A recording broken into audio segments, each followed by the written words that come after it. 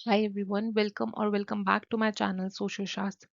आज हम लोग बेसिक्स ऑफ सोशोलॉजी करेंगे। इसमें मैं आपके लिए जो भी सोशोलॉजी से रिलेटेड डेफिनेशंस हैं पर्टिकुलर टॉपिक्स की वो लेकर के आई हूँ, क्योंकि डेफिनेशंस काफ़ी एग्जाम्स में पूछी जाती है और डेफिनेशंस को याद करना बहुत मुश्किल लगता है काफ़ी बार, लेकिन बिलीव मी जिस टेक्निक से मैं आपको बताऊंगी आपको याद करना बहुत ईजी लगने लगेगा। और हम लोग इसको स्टार्ट करते हैं। जो डेफिनेशंस होती है ना, मेनली वो काफ़ी एग्जाम्स में इसलिए पूछी जाती हैं ताकि जो स्टूडेंट्स हैं उनको हम लोग ये देख पाएँ कि वो सिर्फ ओरिजिनल टेक्स्ट बुक से पढ़ रहे हैं या फिर हम लोगों ने सिंपली उनको कहीं से भी पढ़ लिया है। तो डेफिनेशंस जो है उनको अच्छे से याद रखना आपके लिए इंपॉर्टेंट है कि इसने कौन सी डेफिनेशन दी है। इसमें काफ़ी बार कन्फ्यूजन हो जाती है। तो डेफिनेशंस को हम लोग जैसे नेट, यूपीपीजीटी, आरपीएससीटी, ट्रिपल एसबी और एनी अदर एंट्रेंस एग्जाम जो रिलेटेड टू सोशोलॉजी है उसमें देखने को मिलता है। तो आज हम लोग स्टार्ट कर रहे हैं इसको। So now let's get started. सबसे पहले हम देखेंगे कि सोशियोलॉजी की बात करते हैं हम लोग कि उसका ओरिजिन क्या है। तो जो टीवी बॉटम होते हैं वो लिखते हैं कि from thousands of years the societies and groups have been considered and inspected by the people in which they live.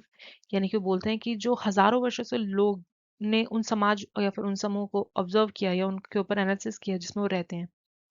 Yet sociology is a modern science and is not old more than a century. फिर भी जो sociology है वो एक आधुनिक विज्ञान है, यानी कि मॉडर्न साइंस, और एक शताब्दी से अधिक उसका वो पुराना नहीं है, यानी कि एक सेंचुरी से ज्यादा ओल्ड नहीं है।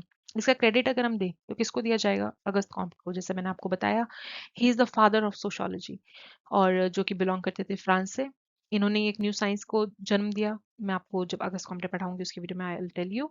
First of all only you name sociology to this new science in 1838। 1838 में सोशियोलॉजी का नामकरण किया गया। जैसे आप लोग जब पैदा होते हैं तो आप सबका नामकरण किया जाता है, सिमिलरली जो सोशियोलॉजी का नामकरण था वो कब किया गया था? 1838 में। इससे पहले सोशियोलॉजी को क्या बोला जाता था? सोशियोलॉजी को इससे पहले अगस्त कॉम्पटे ने नाम दिया था सोशल फिजिक्स, लेकिन वो क्विकली एक हमारे फिलोसोफर रहे हैं, उन्होंने इसको नाम को ऑलरेडी यूज कर लिया था, इसलिए सोशियोलॉजी को उन्होंने चेंज करके सोशल फिजिक्स से सोशियोलॉजी किया। Due to this reason you are known as the father of sociology. इसलिए जो अगस्त कॉम्पटे हैं उनको हम लोग फादर ऑफ सोशियोलॉजी कहते हैं। और अगर हम बात करें कि सोशियोलॉजी के कुछ फर्स्ट राइटर्स के बारे में देखें तो दुर्कहाइम है, स्पेंसर है, मैक्स वेबर है। इनको हम लोग क्या बोलते हैं कि कॉम्पटे से पहले आए थे। इनको भी हम लोग बोल सकते हैं कि ये एक तरह से फाउंडिंग फादर्स हैं सोशियोलॉजी के, जिन्होंने बहुत ज़्यादा कंट्रीब्यूट किया है सोशियोलॉजी में एज अ सब्जेक्ट। तो इसलिए इनको भी याद करना और पढ़ना सोशियोलॉजी में इंपॉर्टेंट हो जाता है। तो हम लोग सबसे पहले देखते हैं कि सोशियोलॉजी जो वर्ड है वो क्या है, उसका मीनिंग क्या है, उसका लिटरल मीनिंग क्या है, किस वर्ड से बना है। काफ़ी बार आपसे ये एग्जाम्स में काफ़ी पूछा भी गया है। पीजीटी के एग्जाम्स में, आरपीएससी के एग्जाम्स में आपसे पूछा गया है कि सोशियोलॉजी जो वर्ड है वो कौन सी लैंग्वेज से लिया गया है। तो बेसिकली जो सोशियोलॉजी वर्ड है वो दो लैंग्वेज से लिया गया है। लेटिन वर्ड्स अगर हम बात करें तो लेटिन वर्ड है एक, और दूसरा वर्ड है हमारा ग्रीक। तो जो हमारा सोशियोलॉजी है वो दो वर्ड से बना है, एक है सोशियस और दूसरा है लोगोस। ये काफी बार इसको हम लोगोस भी पढ़ते हैं। तो सोशियस का मतलब है हमारा सोसाइटी, लोगस का मतलब है हमारा लोगस का मतलब होता है science. So society of science of society हम बात कर सकते हैं इसकी। तो हमें ध्यान रखना है कि जो सोशियोलॉजी है वो दो वर्ड से मिलकर बना है, सोशियस प्लस हमारा लोगस। सोशियस जो वर्ड है वो हमारा लेटिन है और जो लोगस वर्ड है वो हमारा ग्रीक वर्ड है। So the literal meaning of sociology is science of society. So next, now let's see another definition. अगर हम डेफिनेशन की बात करें तो मैकाइवर एंड पेज बहुत इंपॉर्टेंट है हमारे डेफिनेशन पे। इन्होंने बहुत सारी डेफिनेशन दी हैं अलग अलग टॉपिक पे, तो इनकी डेफिनेशन हमें याद करनी ज़रूरी है। तो इन्होंने बोला sociology is related to social relations, this network of relation is called society by अस।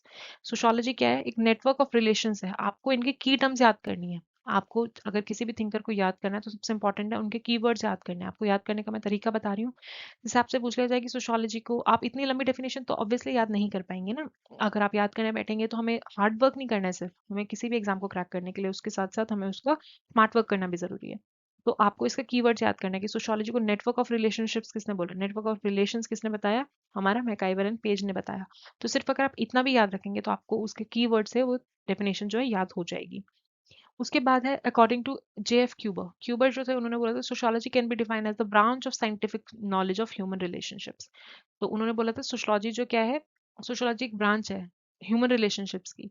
तो अगर हम यहाँ पे इनके कीवर्ड्स को देखें तो क्या बोलेंगे? Scientific knowledge of human relationships.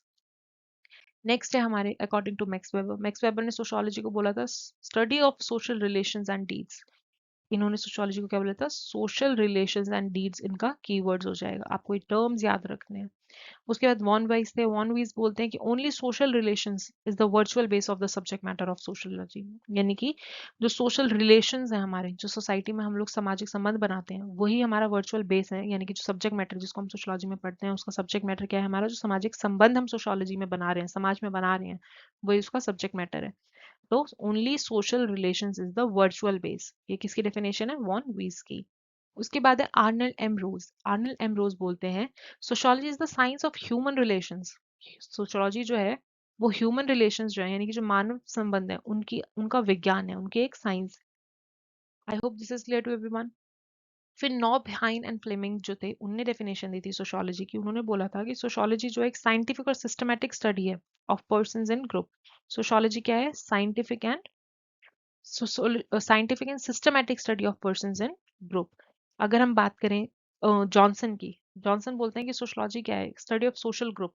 इन्होंने हमें दो तरीके के ग्रुप्स भी बताए थे, हम लोग वो आने वाली वीडियोस में जब ग्रुप्स के बारे में पढ़ेंगे तो देखेंगे क्या थे। तो जॉनसन बोलते हैं कि सोशलॉजी जो है स्टडी ऑफ सोशल ग्रुप है।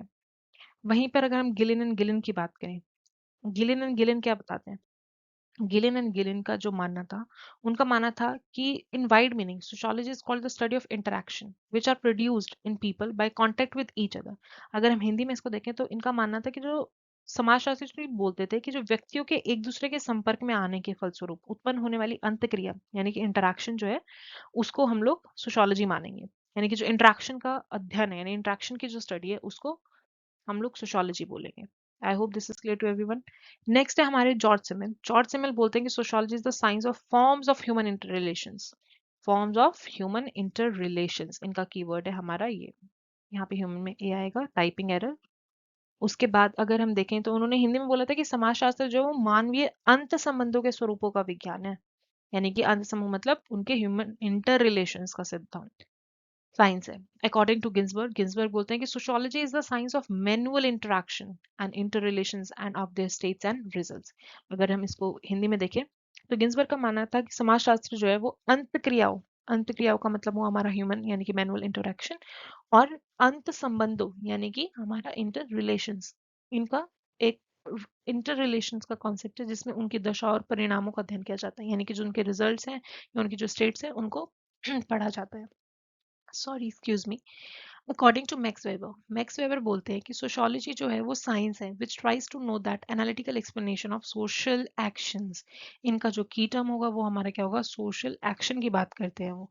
यानी कि अगर हम हिंदी में बोले तो वो किसकी बात करते हैं, हमारे सामाजिक क्रिया की बात करते हैं। सामाजिक क्रिया का जो विश्लेषणात्मक बोध है उसको कराने का जो प्रैक्टिस है या जो प्रयत्न है वो हमारा ट्राई करता है कौन, सोशियोलॉजी।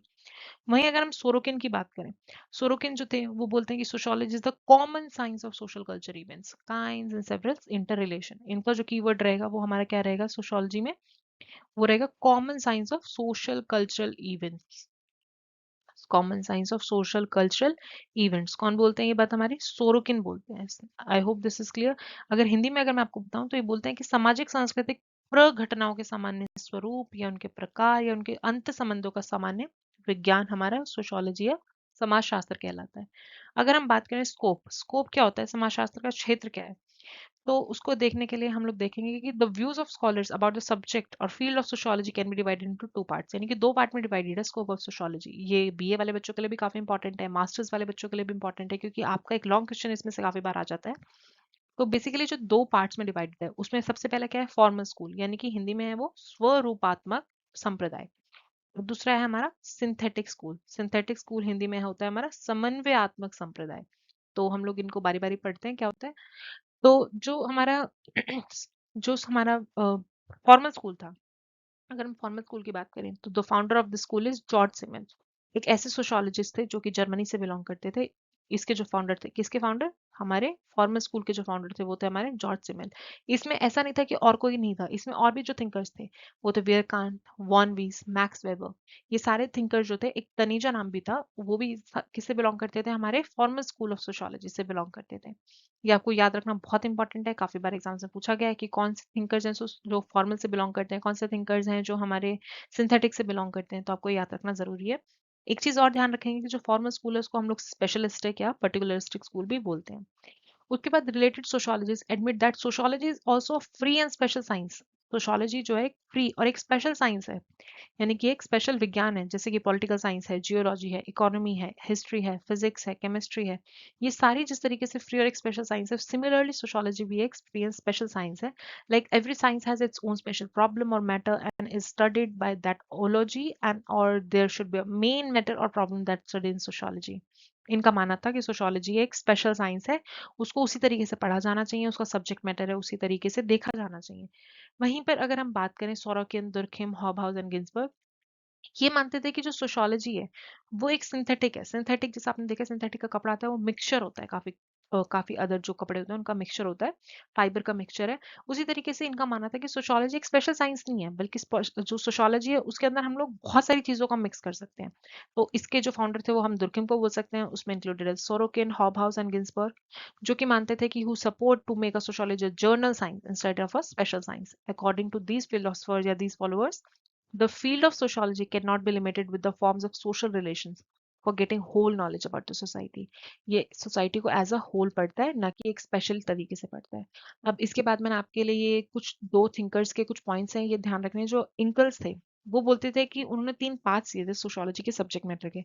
आपको उनकी डिटेल पढ़नी इतनी इंपॉर्टेंट है नहीं बेसिकली, आपको बस ये याद रखना ज्यादा जरूरी है कि सोशियोलॉजी में अगर हम बात करें तो 3 पाथ जो इंकर्स ने दिए थे, वो पहला था हमारा हिस्टोरिकल पाथ, सेकंड था हमारा एम्पेरिकल पाथ और थर्ड था हमारा एनालिटिकल पाथ। आपको 3 पाथ देकर के क्वेश्चंस में से एलिमिनेट करने के लिए पूछ लिया जाएगा कि कौन सा इंकल्स ने नहीं दिया था। नेक्स्ट है हमारा दरखाइम का। दरखाइम ने भी हमें इसी सब्जेक्ट मैटर के बारे में 3 सब्जेक्ट मैटर इन्वॉल्व किए थे, सोशल मॉर्फोलॉजी, सोशल फिजियोलॉजी और general sociology. I hope this is clear to everyone. अगर आपको कोई भी डाउट है आप कमेंट्स बॉक्स में मुझसे पूछ सकते हैं। Thank you, take care of yourself.